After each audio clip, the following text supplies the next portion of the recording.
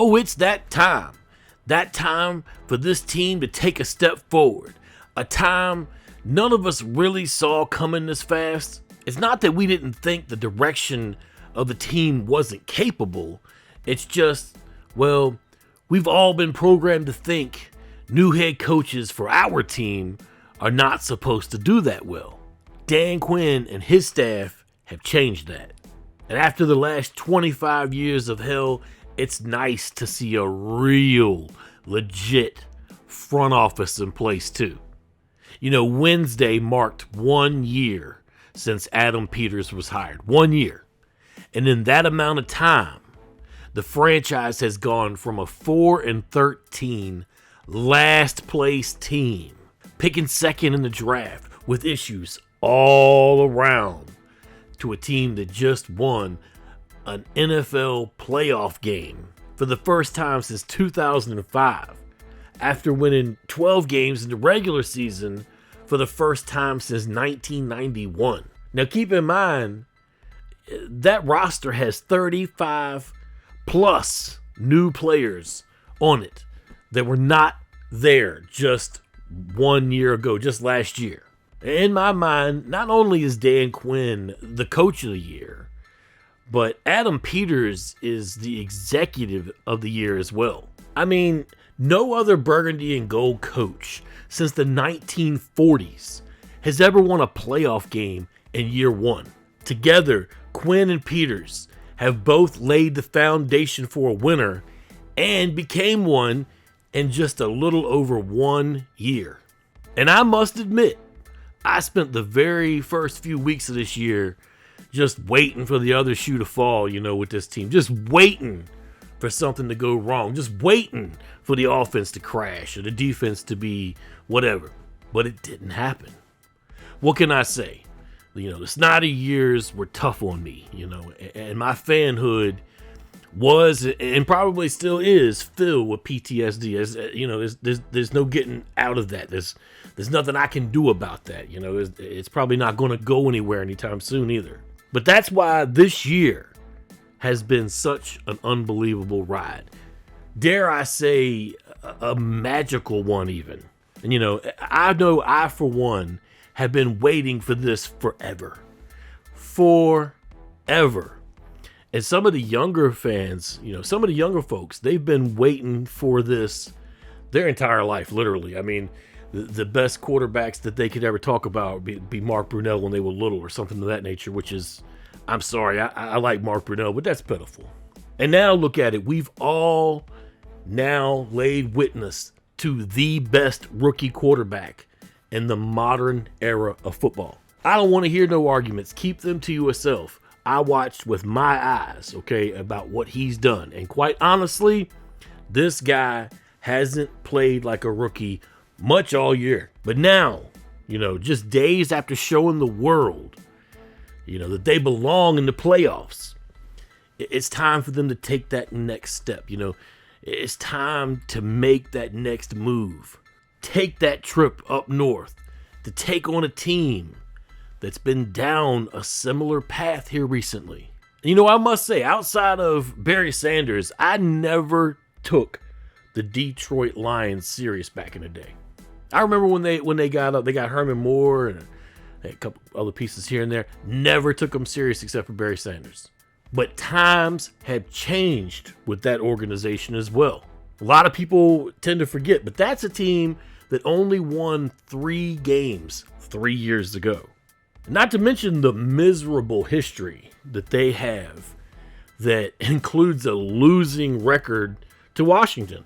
I think the series is somewhere around like 31 wins for Washington, 16 losses for Washington, something like that. But the truth of the matter is, it used to be a lot worse, okay? Detroit has won something like 6 of the last 7 games. And the last time they played each other was back in 2022.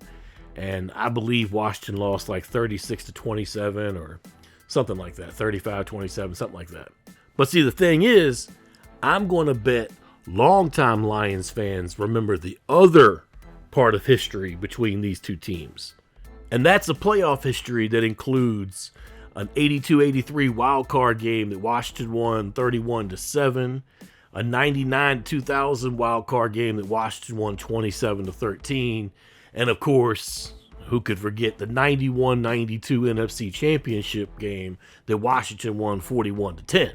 Now that said, none of those games, streaks, winning records, whatever, mean anything to these two teams this weekend. None of those things I just talked about mean anything on either side this weekend.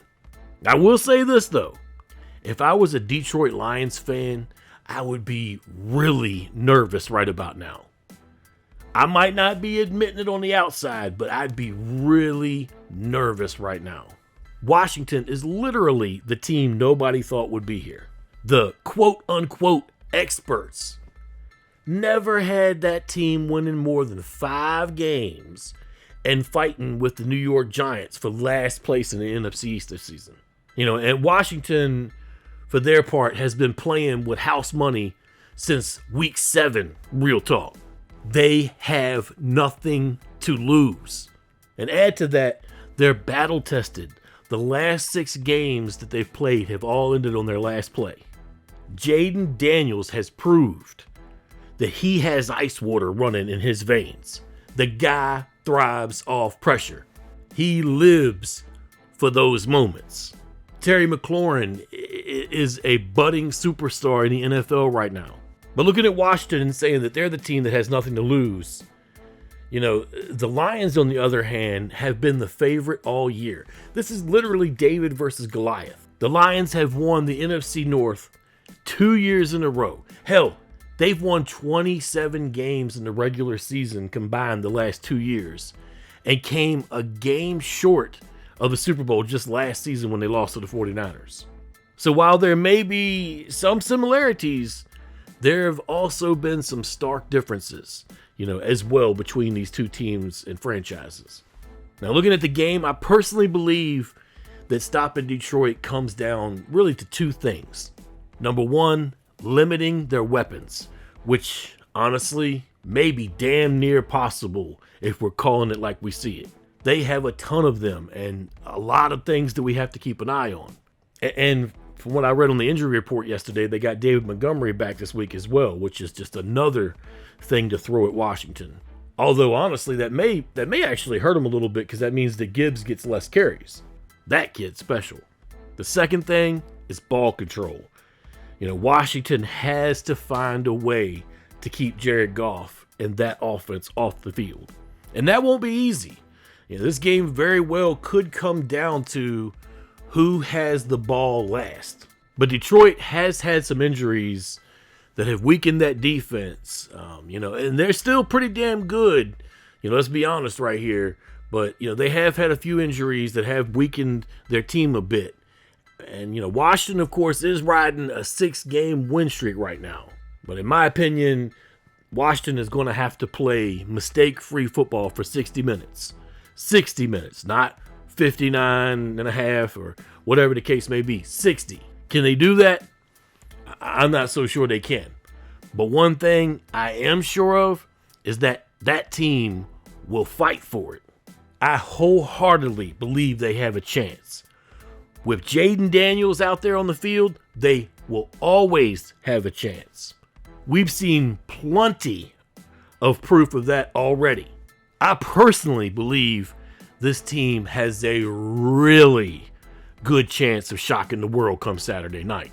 And no matter the outcome, this is just the beginning for us. The burgundy and gold are rising from the ashes, and there's nothing anyone can do about it. Our time! Our time!